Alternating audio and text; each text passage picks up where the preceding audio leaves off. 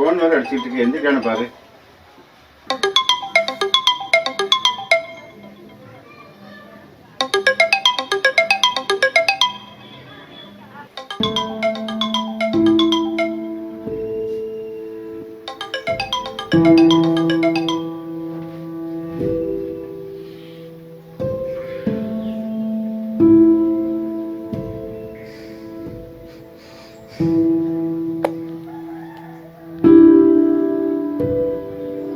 இந்தியாவின் மகள்கள் மீதான வன்முறைகள் ஓயவே ஓயாது என்பது போல ஒரு சம்பவம் உத்தரப்பிரதேச மாநிலத்தில் நடந்திருக்கிறது. மீண்டும் ஒரு நிர்பயா என்று கூறப்படும் இந்த சம்பவம் பெரும் சர்ச்சைகளை ஏற்படுத்தியுள்ளது. இளம் பெண்ணின் உடல் தகனம் செய்யப்பட்ட விதமும் சர்ச்சைக்குள்ளாகி இருக்கிறது.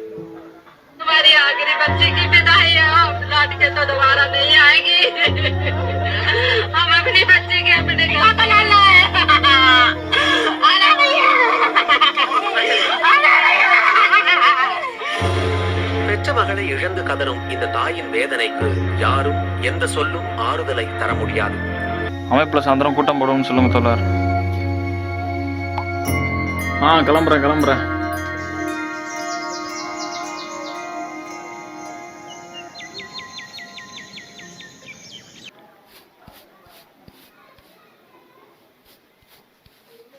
என்னப்பா அது? நம்ம குலசாமிகள் துணிருப்பா. நாட்டில் என்ன நடக்குன்னு தெரியாம நீ வேறு துண்ணி எடுத்துக்கிட்டு வந்துருக்கீங்க. நாட்டில் என்ன நமக்கு என்னப்பா? என் குழந்தைங்க நல்லா இருக்கும். இப்போ பார்த்தாலும் சுயநலமாகவே இருக்காதப்பா. எனக்கு நல்ல நம்பிக்கை இல்லை. நீ பூசலாம், அடுத்த நிமிஷம் நான் அழிச்சிடுறேன். அதுக்கு மேலே பூசுறேன்னா பூசு. எப்பா முருகா, நீதாப்பா என்னைய காப்பாற்றணும்.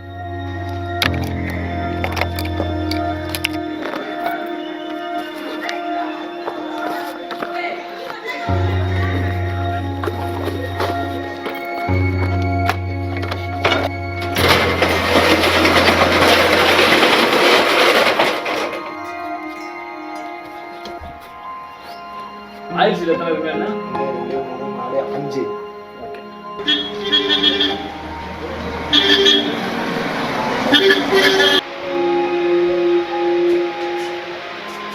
இந்த முறையாவது வட்டாட்சியர் அலுவலகம் முன்பு போராட முடியும் தோழர்.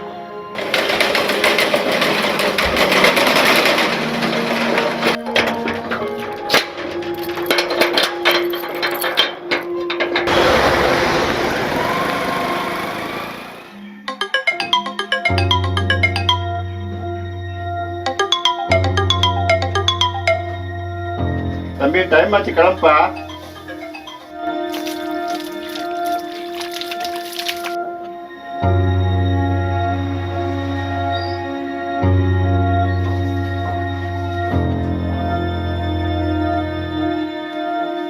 எப்பா முருகா, நீதாப்பா என்னைய காப்பாற்றணும்.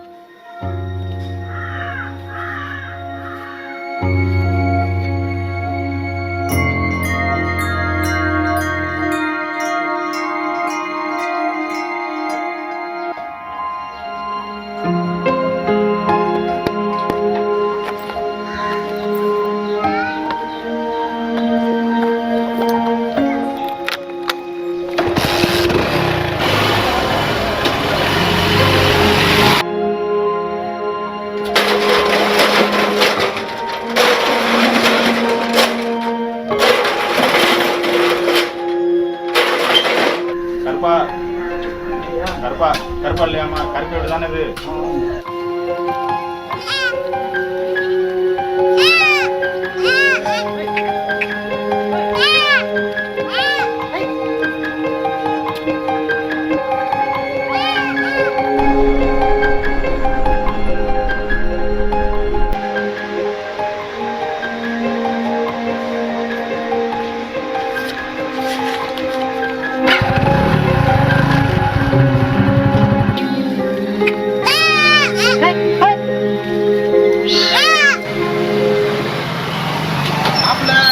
அங்கிட்டு பொண்ணு பெரிய மனுஷன் ஆகிட்டாமா. அதனால சரி சடங்கு வச்சுருக்கேன். கருப்பன்ட்ட நல்லா குறும்பாடு வைக்குதுன்னு கேள்விப்பட்டு அதை பார்த்து வாங்கி விசாரிச்சுட்டு போகலான்னு வந்து இடைவெளியில் நீங்களே வந்துட்டீங்க. பார்த்தீங்களாம்ல, அவங்களெல்லாம் மறந்துட்டியா? என்னாமா உங்களை மறப்பமாம்மா? அதே இந்த வேலையை முடிச்சுட்டு உங்களை போய் வீட்டுக்கு வந்து பத்திரிக்கை விடலாம்னு நினச்சேன். நீங்களே இடைவெளியில் வந்துட்டீங்க. அதுக்கு இல்லை மாப்பிள்ள, வீட்டில் யாரும் இல்லை. வீட்டுக்காரியும் வேணும், அவங்க அம்மா வீட்டுக்கு போயிருக்காங்க. அதனால சும்மா பத்திரிக்கை கையிலே கொடுங்கம்மா. என்னாமா அப்படி சொல்கிறிய? போங்கம்மா ரொம்ப சங்கடமா இருக்கு. வாங்க வீட்டு வரைக்கும் போயிட்டு வரலாம். அதெல்லாம் ஒண்ணும் இல்லையா, சும்மா குடியா.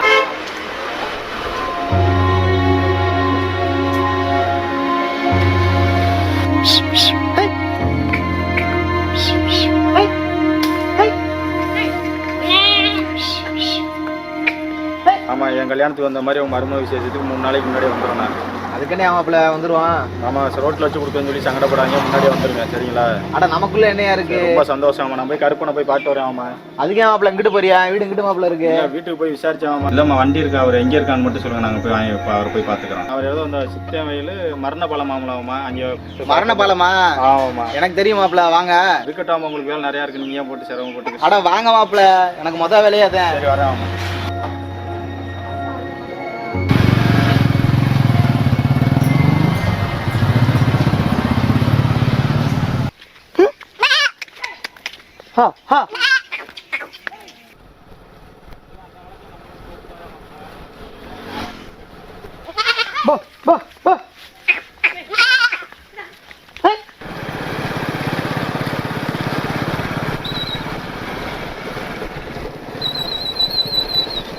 என்னாச்சு மாமா? மாமா மாப்பிள்ள பாத்துங்க மாப்பிள்ள, அதே மரண பழம். அப்படியா மாமா? அது என்ன மரண பழம்னா? மாப்பிள்ள மாசத்துல ஒருத்தன் பழி வாங்கிருக்கு மாப்பிள்ள. என்ன நடக்குதுன்னே ஒன்றும் புரியல. மாசத்துல ஒருத்தன் செத்துடுறேன். இப்போ நிற்க நாம அங்கே கிளம்பிடுவோம் மாமா. சரி வாங்க மாப்பிள்ள, சீக்கிரம் கிளம்பு. வண்டி எடுங்க நீங்க.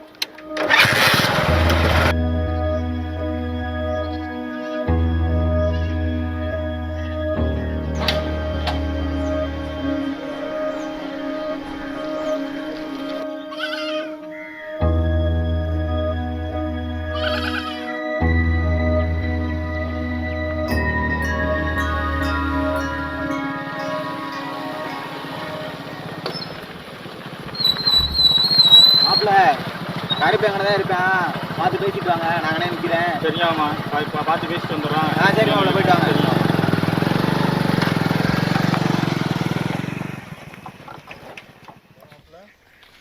வானம் பார்த்த பூமியா இருக்குமோ? எல்லாரும் இருக்காப்புல மாதிரி தெரியுது. போயிட்டு பார்ப்போம். எவ்வளோ கிலோ பிடிக்கலாம் நீங்கள் யோசிக்கிறீங்க? பார்த்து பேசுவோம்.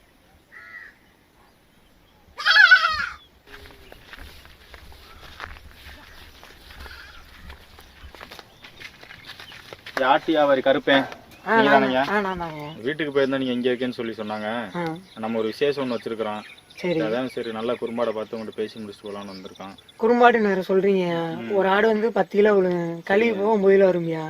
ஒரு ஆட்டுக்கு 6000 ரூபா வருது. 4 ஆடு வேணும்ன்றீங்க. 4 ஆட்டு மேனி வந்து 24,000 ரூபாய் வருதுயா. நீங்க பார்த்து சொல்லுங்க. 24,000 ஓவர் இல்லையாங்க? மற்றவங்களுக்குலாம் 7 ரூபா 8 ரூபா வைக்கணும்யா.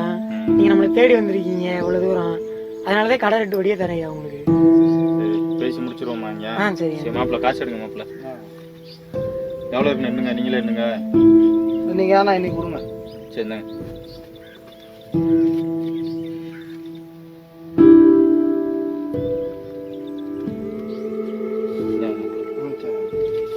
என்னங்க எண்ணிக்கங்க. கேட்கணும்னு நினைச்சீங்க. அது என்னங்க எந்த ஆடு மட்டும் தனியா இருக்கு? நான் ஆடோட சேர்த்து அனுப்பிடலீங்களா? அது வேற ஒண்ணும் இல்லையா, நம்ம கூட ஒருத்தர் ஆடு மேய்ச்சார், ஆட்டு முடியான்னு. அவர் பொண்ணு கல்யாணம் வச்சிருந்தாரு. அதுக்காக கறிக்கு எல்லாத்துக்குமே ஆட்டப்பெல்லாம் வித்துட்டாரு. விற்கிற போது ஏற்றிட்ட முதல் நாள் வந்து ஒரு ஆடு குட்டி போட்டுருச்சு. சரி சரி சரி. அதே அந்த கறிக்கு அனுப்ப அவருக்கு மனசு இல்லை. அதே பார்த்து வளங்கனே அப்படின்னு சொல்லி கொண்டா விட்டு போயிட்டாங்க. அதே கைக்குள்ளே கட்டு போட்டு அடைக்க. ரொம்ப சந்தோஷமே. கொஞ்சம் வேலை நிறைய இருக்குது, எனக்கு பத்திரிக்கைலாம் கொடுக்க வேண்டியது இருக்கு. நாளைக்கு காலைல உங்களுக்கு வண்டி அனுப்பிடுறேன். நல்லா குறும்பாடை பார்த்து ஏற்றி விட்டுருங்க. எனக்கு நம்பி வந்துட்டீங்களா? நல்ல ஆடா அனுப்பி விட்டுருங்க. ரொம்ப சந்தோஷம். வரட்டுமாங்க? சரி ஐயா, வரோம். சரி.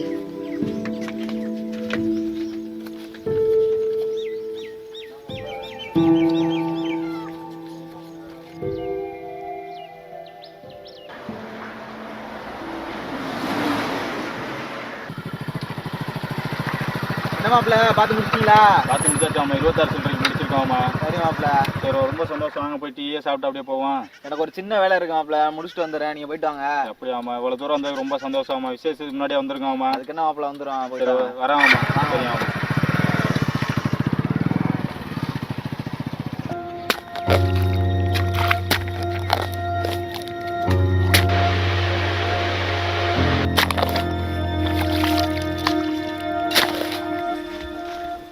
நேகர்ப்பா, அவனை தேடி வீட்டுக்கு போயிருந்தேன்.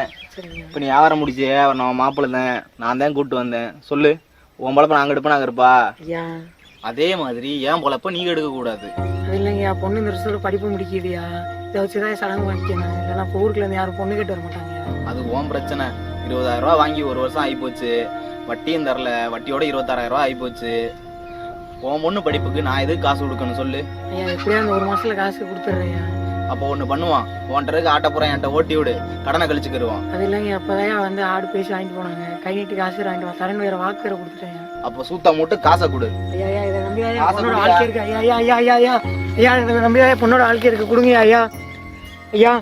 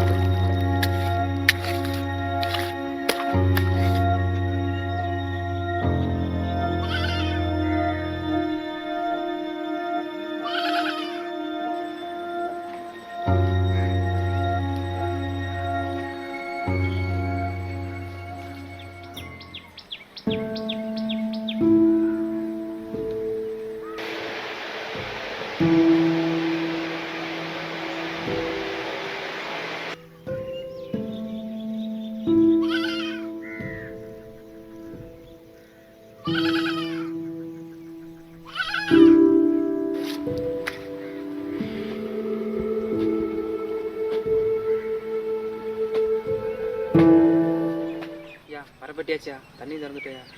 அதை விடு, உங்கள் அப்பா நல்லா இருக்கானா? கொஞ்சம் பரவாயில்லையா, தண்ணியில் விழுந்தா அவன் தப்பிச்சாரியா? சரிடா, கொஞ்சம் அவங்க அப்பா வந்து சீக்கிரமாக வேலையை பார்க்க சொல்லு, நாற்று நடுற காலம் வரப்போகுது. சரிங்க. நோட்டடு.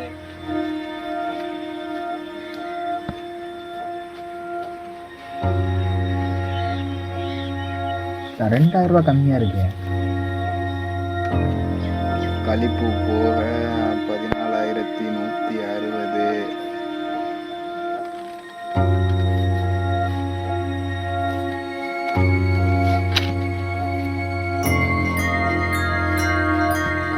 என்னடா படிக்கிறியா நீ? பண்டா படிக்கிறியா? இந்த வருஷம் பரிச்சலிக்க, அது ரிசல்ட்டுக்கானே காத்திருக்கேன். எந்த ஸ்கூலில் படிக்கிற? ரொம்ப கவர்மெண்ட் ஸ்கூலில். உன் அப்பனை சீக்கிரமாக வேலைக்கு வர சொல்லு. சரிங்க.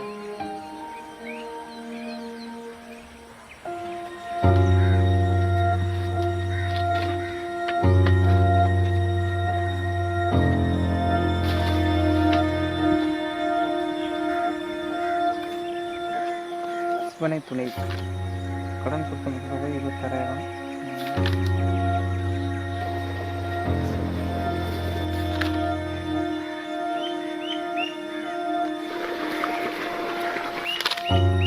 மொத்தம் 50,000, கடன் தொகை 26,000, வட்டி 2 வருஷம்.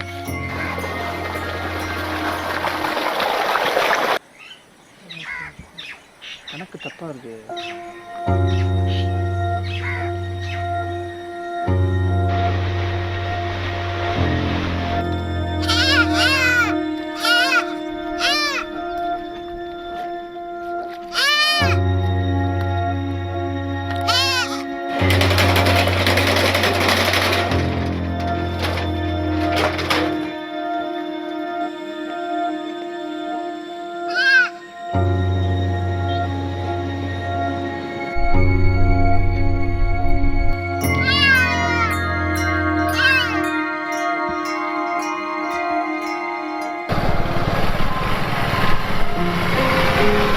கருப்சாமியா?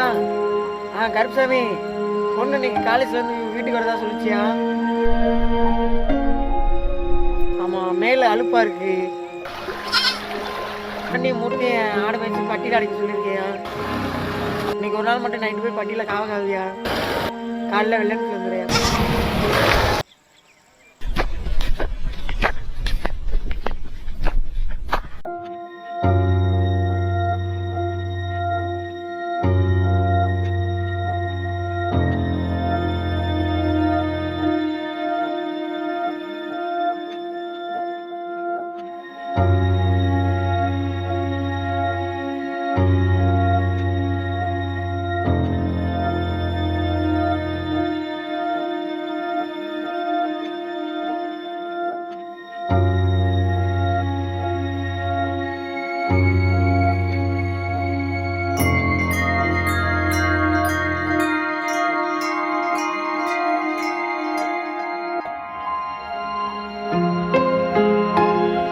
108 108 அண்ணே.